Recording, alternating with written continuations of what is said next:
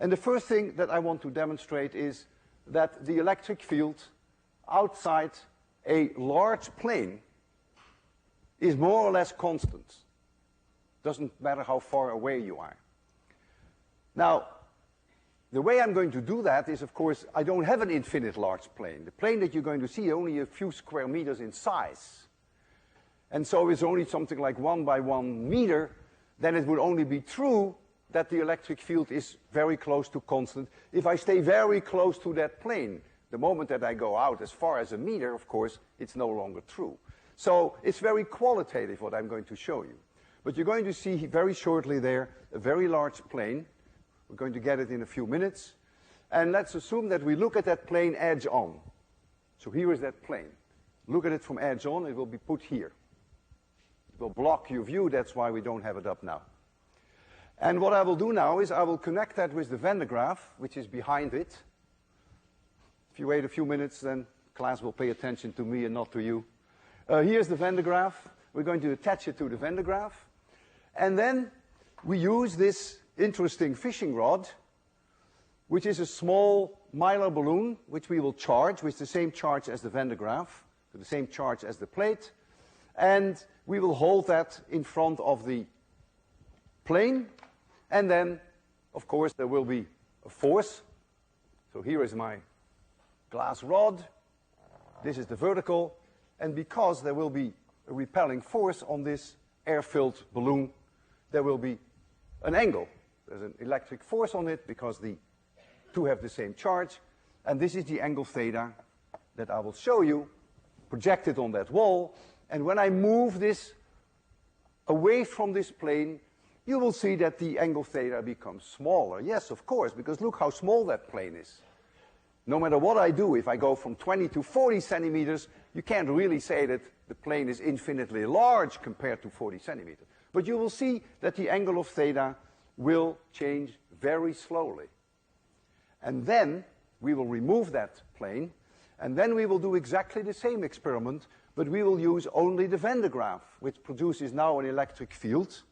And that electric field now falls off as 1 over r squared. It's not constant as a function of distance, but it falls off as 1 over r squared. This is a hollow sphere. So you can think of it as all the charge right at the center, as we demonstrated. It's on the blackboard still here. You know, you get that amazing result. And so now, if I place this fishing rod, this balloon, near the spherical Van de Graaff, you will see that this angle theta drops very fast when I start moving my hand away. Extraordinarily fast. If I double the distance to the center, the force on that little object will become 4 times smaller. It's inverse r squared. So let's first do the plane, and then we'll try to do the single Van de Graaff. And we'll try to optimize the light conditions. We have a projection here. There's a carbon arc, which will hopefully produce some light in that direction, if the carbon arc works. Marco, oh, I forgot to turn on the power. Thank you.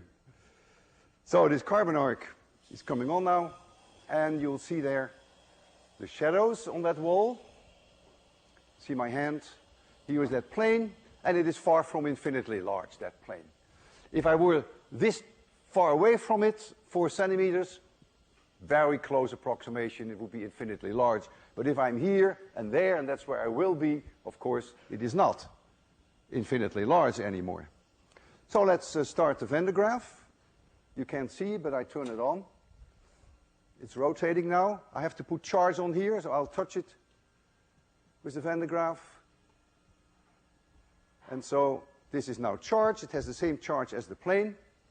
The plane is being charged, and here you see the angle. Try to remember that angle. It's hard to estimate, maybe 15 degrees. You see the vertical. And if now it's about 30 centimeters away from the plane.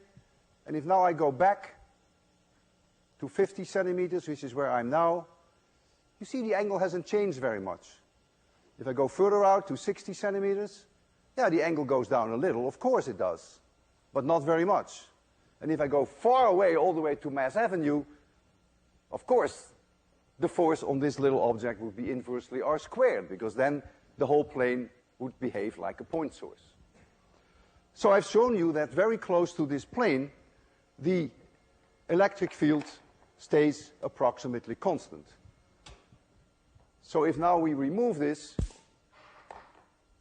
Marcos, if you can, yeah, we'll have to take this also off. Thank you very much. So now we have the Van de Graaff alone. So now we know that the electric field falls off as 1 over r squared. That's a very good approximation now. We can think of the charge as being right at the center. I will give it a little bit of charge. Oh, it is already charged. Okay. So look at the projection. The balloon is now, maybe 30 centimeters away from the center, maybe 40. Oh, the angle is almost 45 degrees. And now I double the distance. I go to about 90 centimeters. And look at that angle theta. The angle theta is now down to, maybe 10 degrees. I will go back where I was. This angle is about 40 degrees. And now it's very small. And when I go here, which is about 1.5 meters, you can hardly see that there's any angle. It's only a few degrees. And so I've shown you only qualitatively that the electric field falls off very rapidly in the vicinity of a hollow, uniformly charged sphere, and that it doesn't fall off very fast if you are in the near vicinity of a plane. The second thing I want to show you has to do with the fact that the electric field inside a uniformly charged sphere is 0. Here I have a sphere which is not entirely closed. I can't make it closed because I want to demonstrate to you that there is no electric field inside when I charge it uniformly. And since I have to get inside, I need an opening. There's nothing I can do about it. Since there is an opening, the electric field is not exactly 0 inside. It's only true if this is a complete closed surface and if the charge is uniformly distributed. But it's a good approximation. The opening is quite small. And what I'm going to do is I'm going to charge this sphere. I'm putting charge outside. I use a device that we have not used before, but that's not so important. But here is now that hollow sphere. I'm going to put charge on there. Let's suppose it is positive charge. So this will be positively charged. Since it is a conductor, as we will learn, I think the next lecture, or at least this week, that the charge will automatically distribute uniformly. It only does that on a conductor. And now, to demonstrate to you that there is an electric field here, I will use induction. I have 2 ping pong balls painted with conducting paint. They touch each other. Under influence of this electric field, this one will become negative and this one will become positive. We've discussed that last time. You create a dipole. It's not important that it is a dipole. I separate the two. I have negative charge here and positive charge there. I will touch any one of these 2 balls, it doesn't matter which one, with the electroscope, and you will see that there is charge there. So I have demonstrated then that there is an electric field outside that sphere. Now I will do exactly the same demonstration, but now I put these 2 conducting balls inside. So here they are. I touch them. You just have to trust me that I really will touch them. And then I will take them out. And if I didn't make a mistake, if I didn't touch the rim by accident, then I will show you that there is no electric field inside. It means there is no induction. So these balls did not pick up charge. I show you with the electroscope that indeed there is no charge on it. So that is the way I want to do this. So there's the electroscope. Here's the sphere. And the way I'm going to charge it has a nice name. It's called electrophorus, hard to pronounce. I first rub a glass plate with cat fur. Then I take a metal plate, I put on top, and I touch it with my finger. And now I transfer charge. And you think about it, why that is. I put it on here again, touch it again with my finger. I'm again charging it. Put it on top, touch it again with my finger. I want a little bit more charge, so I'm rubbing this again. Put this on top, touch it with my finger. Every time I do that, I feel a little shock. Put it on there. Touch it with my finger. Okay, let's hope that's enough. So now comes demonstration number 1. These two spheres, conducting, completely discharged, I bring them close to this sphere. There they are. I separate them. So now they must have picked up charge. Shall I use this one or this one to touch the electroscope? The same to me. My right hand or my left hand? Who wants right? Who wants left? The right ones have it. And there's the charge. So I've shown you that there is an electric field there. Through induction, I've created charge on here. Now I'll do the same inside. It's always tricky, because if I hit the rim, then it's not zero. This one has to go in first, because the opening is too small. Then the second one has to come in. Now I have to touch them. And I really do. I wouldn't cheat on you. Not this time. They are now in contact with each other.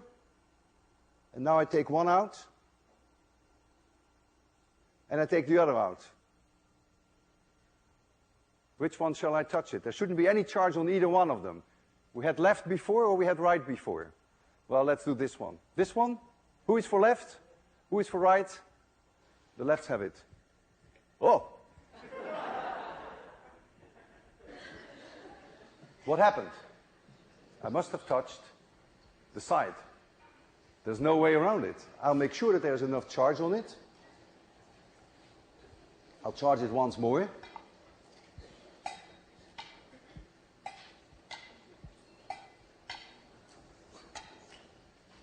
Discharge them. Okay, we'll do it again. Go inside. Go inside. I touch them. Take it out. Take it out. Nothing. Nothing. Maybe teeny weeny little bit. Well, the electric field inside is not necessarily exactly zero, but it's extremely close. The last thing I want to show you has to do with the fringe field that we have seen here. I have here two parallel plates which I'm going to charge with an instrument that we have not seen before, which is called the a Wimhurst. If I rotate this crank, I can produce positive and negative charge, and this plate becomes positively charged and the other plate automatically becomes negatively charged.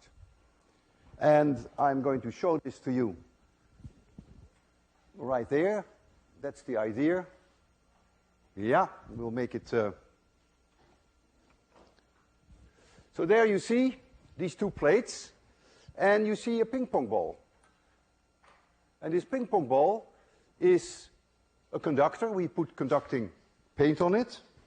And remember when I did the demonstration with the balloon, which bounced between my head and the Van de Graaff, and every time that it bounced on the Van de Graaff, it took all the charge of the Van de Graaff, and when it bounced on my head, it took my charge, and so it went back and forth along the field lines.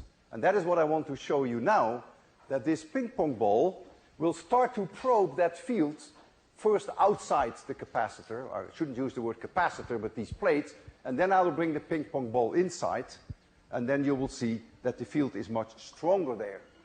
So let's first get some charge on there. And listen to the sound. Every time that it hits, it bangs. So it's following almost those field lines. And in doing that, it's actually transferring charge every time from one plate to the other. So it's nicely going around in an arc, the way you see it there. So it's clear that there is an electric field outside. I've proven that to you. Otherwise, it would never do what it's doing. So the electric field outside is not exactly zero. Of course not. This plate is not infinitely large. And now I will bring this ping pong ball inside. I have to open up the gap a little. And I will bring it inside. And you see the field is much stronger.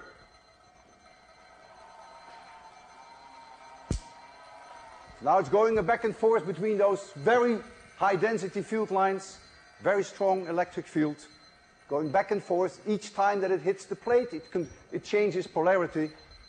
And this is not too different from the experiment I did with the balloon when I bounced it back from the Van de Graaff to my head and back to the Van de Graaff. Okay, start working on that assignment. It's not an easy assignment this week. See you Wednesday.